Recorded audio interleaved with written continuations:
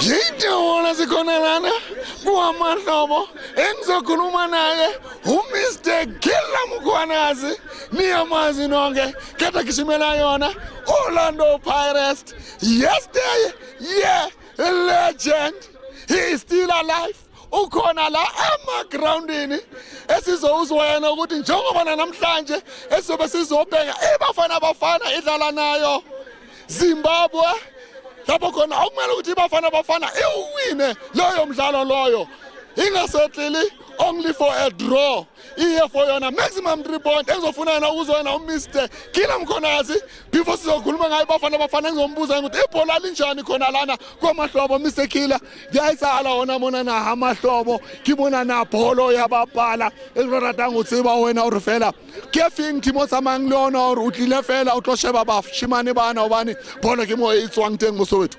Hore ke tla mo ground mona ke tlo sheba bolo because ke ntho e entertainang because a re dutse mo ga ya ona ntho e tla re entertaining wa itse mahlobo every December ke yona tshwantse ba re fe bolo re shebe o be mnate because today wa bona o mnate re mo di ground ka ofela re tswile go dintlong re tlo shebella game jwale ha o tshore re tswile mo dintlong re tlo shebella game. The standard of a local football uyibona elizwang awusheba this standard hona mona na mo mahlobo. Yeah, standard sa Bafana bana ke bona as long ba badlala mo mobung wa tseba hore the rest ka ofela dintwana tse ngata di tswa go mobung be di are professional. That's why they are playing very best football ka jo ke re bona di game tse mnate mo mahlobo since ke fitlhile mo I've watched the game tse mnate ka ofela tsona di sharp ha ona ntwe MP and ha ona o le matsana ndo mo. Ha o tshwa jwalo re tseba ru yona Africa Cup of Nations. It reminds me of 1996. Monu Ripumela yona Africa Cup of Nations, but we are still in the group stages. Today we'll be playing against Zimbabwe.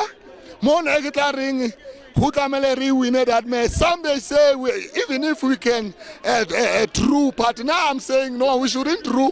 What we should do, we have to win that match so that we can get a maximum 3-point recover, handle comfortably who are in a position to recone who are the next round. Nalina draw again. I wish Bafana the way they played second half when the Egypt.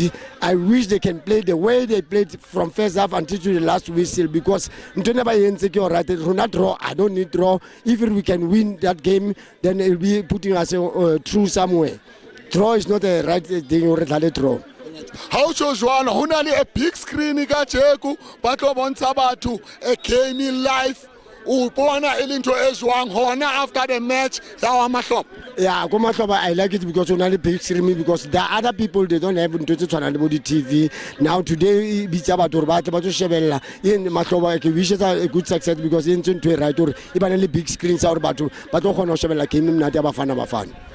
Relo bo Mr Killer. Thank you. Nizwina ngempela masikhuluma nayo Mr Killer Mkhwanazi uyasho ukuthi ngempela kuzobe kumnandi zenzakala khona la kwamahlobo sibukele Bafana nayo iZimbabwe live lapho khona semuthi Bafana izokwazi ukuqualify. Yeah, mina. Sisasekhona lana eGasi njengoba nizwile sikhuluma naye Killer Mkhwanazi manje sokhuluma nabalandeli izakhamuzi zakhona lana End of Fire lapho khona ngizofuna ukubabuza ngayo Bafana njengoba izodlala nayo iZimbabwe.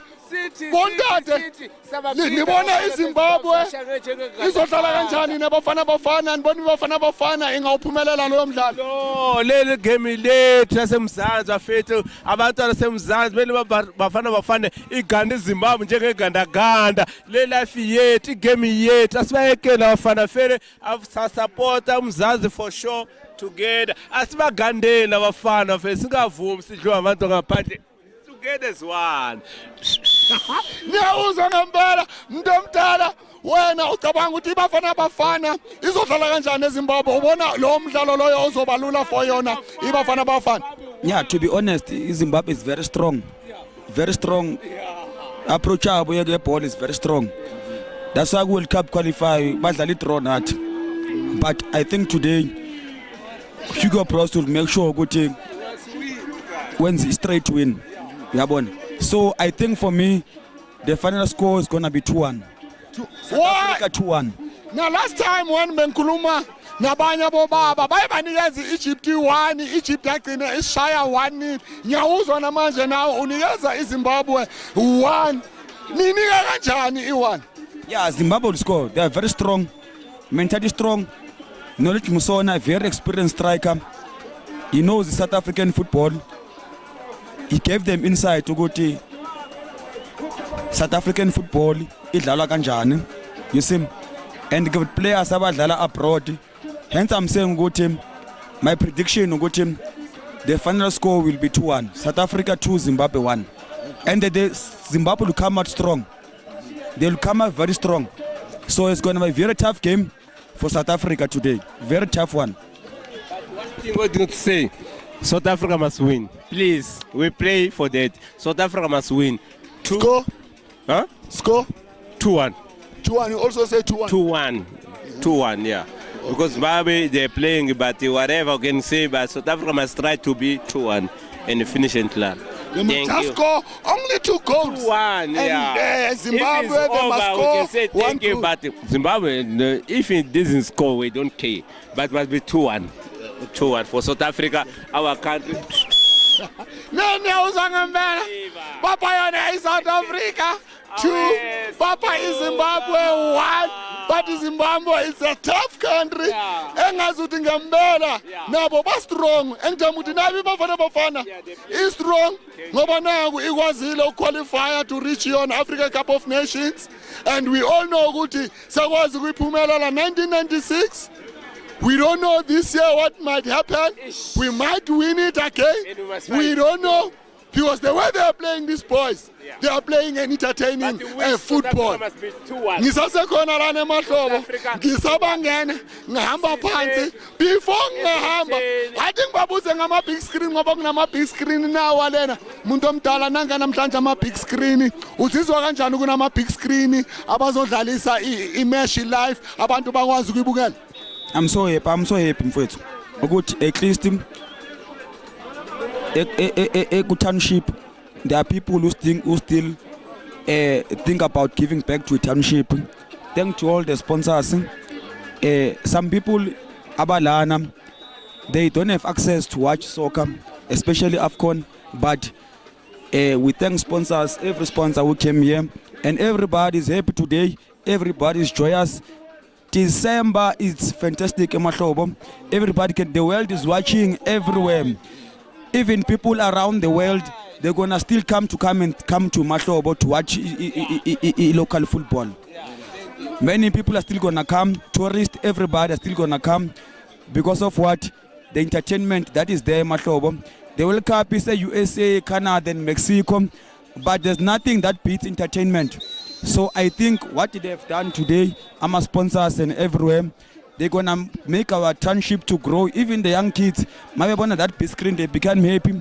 They want to play running around here. So we thank you for doing that for community upliftment and community development. So we thank you very much. Thank you guys. Big up. It's happening on Mahlobo. They are saluting. They say big up to sponsors who came and bought. As now we are going to watch Bafana and Zimbabwe live here at Mahlobo. It's happening as we are seeing. For today.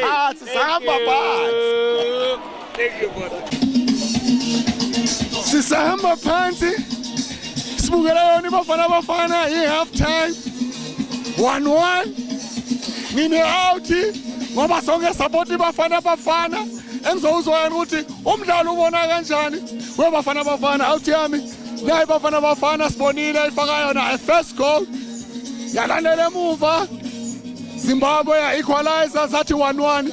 Ubona lo mdlalo lona uyangawuphi? Anke lala yazi kuhambani. Siyobashaya 3-1 lava. Uzivutha umlilo lezami usiqalela phansi uyasukela. Sure, kusazoba busy kule game. Uzothi siphaka smart asishise makhekhe. Obviously awini game yethu lesifuna le 3 points hamba siyaphambili Khotman. Shoda nga umahopa azoshela mahera, shoda ngehera nje kuphela lapha. Sifuna umahopa lapha phakathi azoshaya mahera. Obviously siyaphambili Grootman. Iwine yethu. Yeah. Thank you Grootman. Basi aya kulede la 16. Siyakhona obviously akele sizobabonisa. Samba phambili Grootman nami. Azitha phansi lesigodlo anke. Akhodwa anamanje kodwa. Siyaphambili 3 point ethu le. Yeah. Oh lo champ. Champ. Bafana sonke sambane bafana namhlanje sisonke wena ubona kulomdlalo lona bafana iya kanjani? Mina ngamula ngiyasola midfield yethu. I'm not happy ngemidfield yethu. We are not attacking. Umkwena akekho game today. And even the previous game he was not there. Mara bamgayela ithuba ukuthi adlale vele ngoba ifavorite yakhe coach. Umbule naye he was not supposed to start the game today. Kahle ngibona mina on my side. Imidfield yethu ayihlangani vandag. Mara so wina le game ngethiwa sizokora sizothola penalty. No flaws akekho mnandi phambili ngambula. Ubhenge ku penalty. Hayi penalty soyithola yona. Ungala Asine penalty yetha. Na kanjani? Kula 16 siyeya. Siyangena sesingenile. siyakhona kulela Na kanjani? Angona ngesha Egypt. exact. Thina sidume ngabanye yasazi musi. Njalo le. Phakathi inside. Niyawuzwa phakathi inside bafana niyabona ukuthi kumnandi eKasi sibhekele yona big screen kwaMahlobo okuyiwona kwaMahlobo festive games siyakhipha eKasi samba phansi sikhona lana kwaMahlobo festive games ziyakhipha ekunomise naye uMr Tibani esofuna nje ukuzokuyena ngoba na he's an organizer for kwaMahlobo festive games niyabona sakhipha behind us big screen bafana neZimbabwe kusasa yona 1-1 Mr Tibani sakhipha eKasi yinhle into eniyenzayo for izakhamuzi zaseKasi. Just tell us ukuthi why nithi sade manje to bring a big screen. No ngiyabonga futhi ibhola liqala la eKasi, ibhola liqala la eBhuqwini, labantu abadlala lana at some point nabo bebabhizi bagijimisa amabholo, half time bagijimisa abayokora lapha emapaleni. So siyababonisa nabo labantwana lana ukuthi no, one day from lana uzothola kule big screen. And so i-department eGauteng ye-sports as recreation and culture yathi, you know what, uthi sibakhumbuze ukuthi yonke lento iqala kuphi, uthi siqale eBhuqwini and then kwamanje support bafana siyazi ukuthi sowina mara.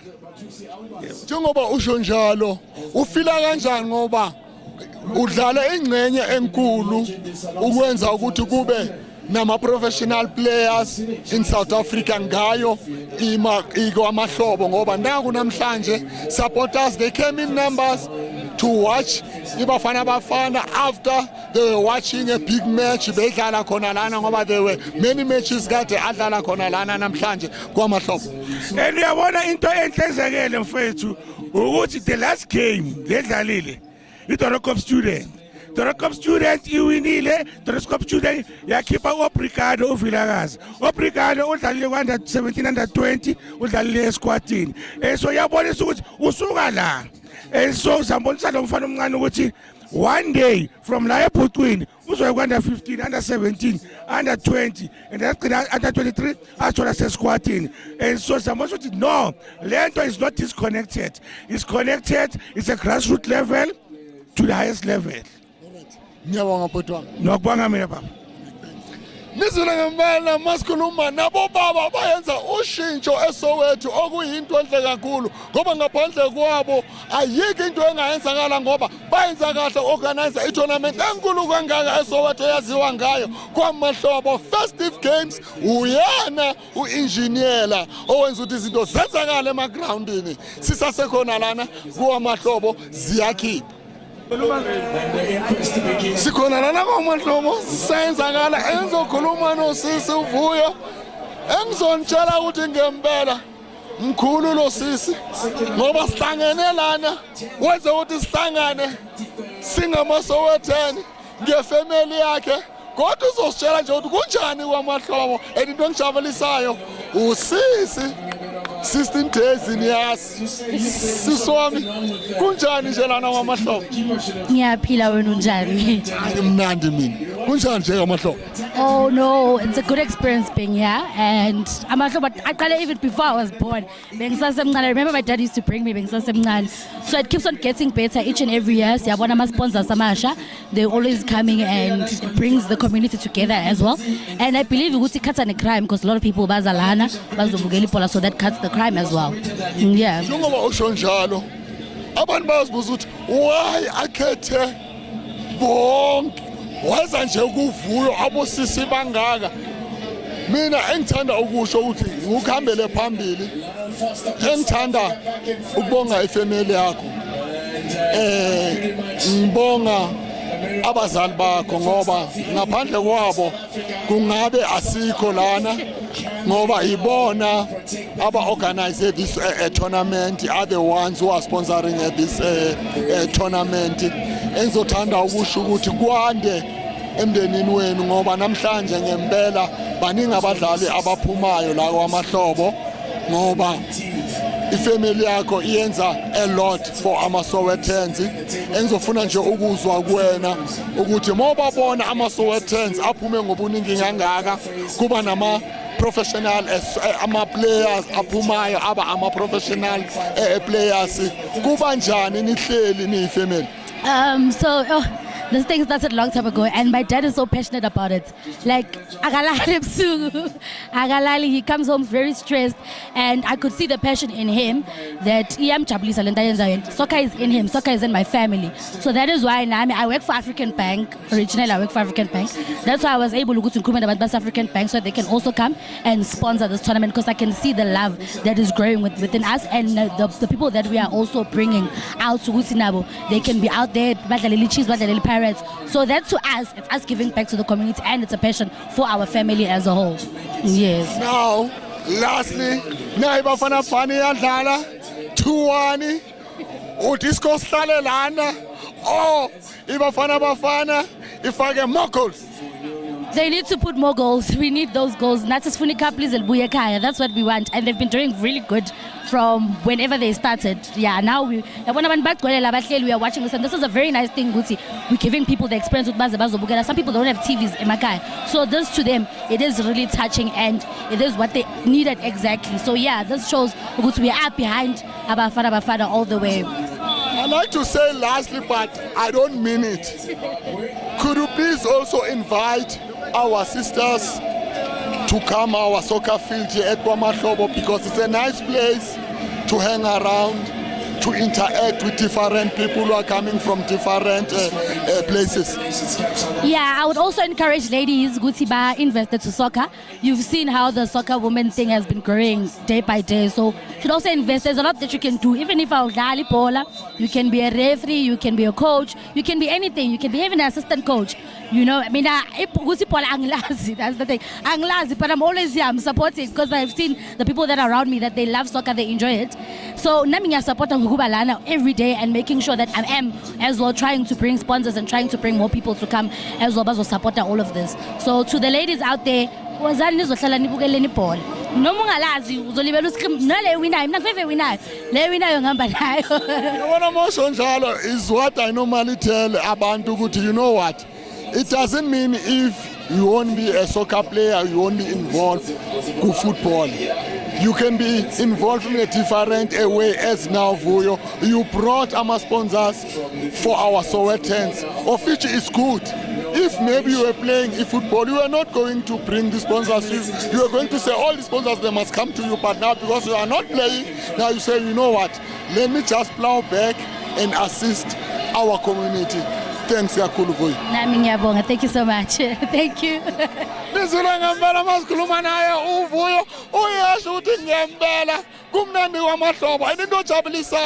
She is involved in the family. I-African Bank bayilethile ukuthi nayo ikwazi ukusponsora khona KwaMahlobo Festive Games. Okuyinto enhle, niyabona nayo i-department ize nayo i-big screen. Kuyayenzakala nangu ubhuti athi ngimfake, angazi thi ngikufake, athi ngimfake ubhuti, athi ngimfake ubhuti. Wena-ke bhuti sengiyakufaka ngoba uthi ngikufake, mina ngiyafakana. Ungangitshela ukuthi wena njengoba ulana kaMahlobo kunjani njengoba kudlala yona iBafana Bafana? Yeah, ngoba ngila eMahlobo ngijabule kakhulu kuyabuswa la ekhaya kudlala neqembu lethu isquad Bafana eSouth Africa ngumluleki kwaKabhengu uzalwa kaZakho isibonga Magwabaza ekhaya kusemandlalathi ngumZulu oqina usuka lena ekhaya uza khona lana kwaMahlobo uzobuka ibhola naku manje sokubapha ngebig screen izekhipha mosesotrane ya eMahlobo ikhipha kakhulu ngisuke KZN nganyuka ngeze goal ngizobuka leli ibhola lesquad ngenxa ukuthi kuyabusa eMahlobo ubuke ngendlela oyithandayo yabona nje manje sibaningi sigcwele lana siyabukela kumnandi kakhulu into enhle leyo angazi ungangishaya ngezakha ungangishaya ngethakazelo sakho before ngiyivala ithakazelo zami ngumfo kaBhengu ngithi eBhengu ngcolosi dlabazana shongololo ngobe siyakudla sawe mlenzelenze inkosi ayiqede kaZakho zithi Zakho ecebisa Mdlolo xangana inkosi ayiqede anyabonga mfethu soshilo wathi inkosi ayiqedwa angeke nami ngiyiqede le ndaba niyabona ngempela egazi siyakhipha all the way from KwaZulu Natal to kwaMahlobo siyakhipha ngoba niyazi but is the only province onani isibongo uBhengu negama isene negama ungone Mahlobo ngumluleki Bhengu ngizila eMahlobo impela ngizobukela ibhola Bafana eqembu lethu sikuthanda kakhulu manje njengoba usho njalo 2-1 iscore ucabanga ukuthi izofaka ama goals hayi iBafana ngiyithemba kakhulu impisi lesiyana impisi ziyalo zina forward kuphela ihlehlele mu izoke ndiyawuza bathi hayi akuna reverse i-forward iyashawa le moto bathi shaya imoto Bafana sisasekhona lana kwaMahlobo niyabona kumnandi kunjeya sibheke yona big screen noma nathi ubone ukuthi ne ziyakhipha njengoba ngisho ngithi mina hamba phansi ngiseMahlobo sibukela yona Africa Cup of Nations Bafana basenza mnandi simnandi abantu baphume ngobuningi after baqeda ukubukela ibhola babukela an entertaining a football match against Bafana neZimbabwe nginobhuti isakhamuzi sakhona la eKasi ezofunela ukumuza nje uthi unjani eKasi kunjani nje eKasi namhlanje yenda akulithi eKasi lethu la eMidlands Zone 10 mina ngibuya la eDobsonville Messi Park yabo ngumvenda by speaking enda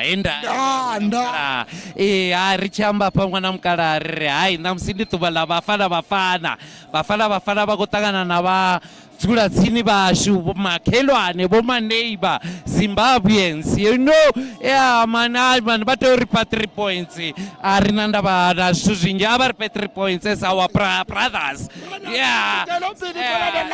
our brothers so our group man it was consisting of Southern Hemisphere you know man Angola is our neighbor Zimbabwe is our neighbor as South Africans as we are so later yenza ukuthi like ikhef kube ngathi ayikho sifenyana man ngoba manje bafuna ukhipha i-Southern Hemisphere hayi ngoba iMzansi is lit now iMzansi is on fire like South Africa yaphambili now ukubonile ku G20 ukuthi like as uMzansi nation and uMzansi like siyaphambili like we going forward like our infrastructure our tournaments in the wood like yabo yamal baphekwa la eKasi like we have a lot of yamals in South Africa. As you're saying, we are having a lot of yamals. You were here, you were watching Toronto students playing against the Soweto All-Stars. This tournament has produced many professional players. Today we are watching Bafana on a big screen.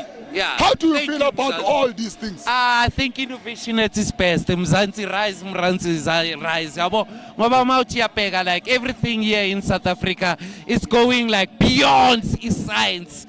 Beyond science, we are there. We are learned, all of us, like the youth, elders, even the young ones, they are even Leonard, our teenagers. So what we have is like the best literature. If you want education, come to Mzansi. If you want to have your dream, come to Mzansi. Mzansi is the biggest nation in all nations. This is a nation where it all begins. Don't remember that we got chromium, which is a good element, like a gold, platinum, like we have everything. Everything starts here in the southern hemisphere, where we've got our neighbors there in Zimbabwe, where they are tobacco. We know we cannot talk everything about Bush and what.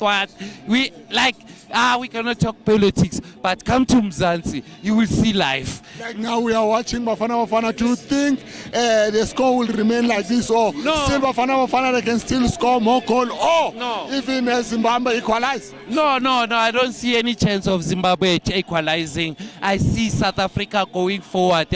What I see is South Africa, and the last time we were top 3, if you remember, in Africa, we are number 3. As written now, we are still number 3, but we are still going forward. This is the time is now. Yeah, next year we're going to World Cup, and at World Cup, they're going to feel us. At least we're going to come to the semi-finals, quarter-finals, we'll be there. Even you can hear our crowd that they are so juiced up. You know, they nearly scored now. They nearly scored because it's their creation. We are the Lord of football. Imagine it. This African Cup of Nations, I think it started at 1956. South Africa was there. It started with only maybe 3 countries, which was maybe Benin, Togo, South Africa, and Sudan. Yeah, they started the African Cup of Nations. South Africa was banned. Why? It was playing all white people who was playing for South Africans, whereby South Africans belong to the Africans. Now in 1996, when we resume after Utata, our great neighbor, our great Mandela, our great father, our great Umkhulu, who made South Africa what it is today. Like in 1996, we gave him what he needed, like a cup. He needed a cup, we gave him. But if you can see from now, since 1996 till now, it's more than 20 years, or 20 years clean. Do you think this year, as you are saying, is more than 20 years after we won Africa Cup of Nations? Do you think this year we might see Bafana Bafana lifting this trophy? Yeah, I see Bafana Bafana getting this trophy. I see Bafana Bafana going all the way to the final. I see a better team in Africa. We should not say these players come from Pirates, Sundowns, whatsoever. But we must say these are South Africans. We must be proud of our Rainbow Nation flag. I see South Africa going forward. I see South Africa going to the finalists. I see South Africa coming back with the trophy like Banyana did. As I've said before, that South Africa was number 3, the Trinity, from tree to the king. I see South Africa as kings of Africa in 2025 AFCON, 2026 finalist AFCON Nations Cup. So what I say, good luck to South Africa, good luck to Hugo Cross. He must be passionate. He must know that he's in South Africa, he's not overseas. He's in South Africa, playing in Africa, whereby he's playing in North Africa. But where he's playing now in North Africa, the cup, he must bring it back to the Southern Hemisphere. Where is where? In South Africa, where all things started.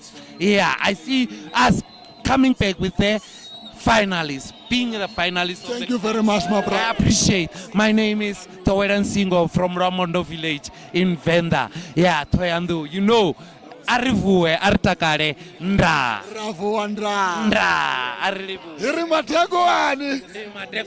You can hear, we talk all the language. It's Mzansi for sure. As the gentleman said, we are in a rainbow nation where everything is happening as now. Bafana Bafana, they are leading with 2-1. We are here at KwaMahlobo with supporters, with residents. We are having fun watching the big screen. We have to say big up to department, because without department, we are not going to watch this beautiful match. We are still here, KwaMahlobo. We saw first they were having fun here, Kwamahlobo. It was happening. We saw Bafana Bafana, they've just won their match at 3-2 against the Zimbabwe. They've just moved to the last 16 of their group. We hope they are going to reach finals. They are going to repeat what they've done in 1996. As we spoke to other fans, they've said they might leave this trophy again this year. It was nice, Kwamahlobo. Keep on watching. Champion second.